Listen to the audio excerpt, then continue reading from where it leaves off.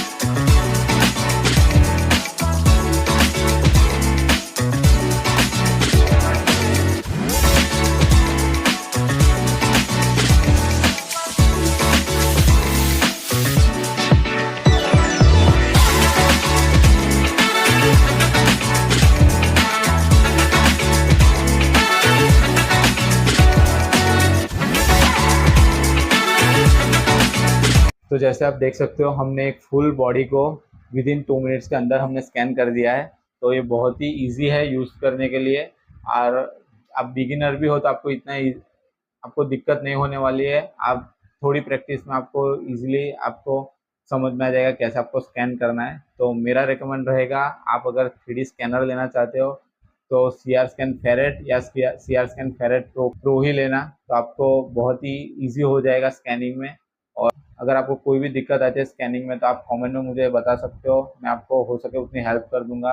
और मेरा एक इंस्टाग्राम का पेज भी है, तो मैं उसको भी डिस्क्रिप्शन में शेयर कर दूंगा। आप उधर भी जाके मेरे वीडियोस देख सकते हैं या फिर मुझे कांटेक्ट कर सकते हैं। मैं आपको पूरी इन्फॉर्मेशन हो सके उतनी दे दूंगा। तो ये था हमारा वीडियो, और वीडियो पसंद आया तो प्लीज़ वीडियो को लाइक और चैनल को सब्सक्राइब कर देना।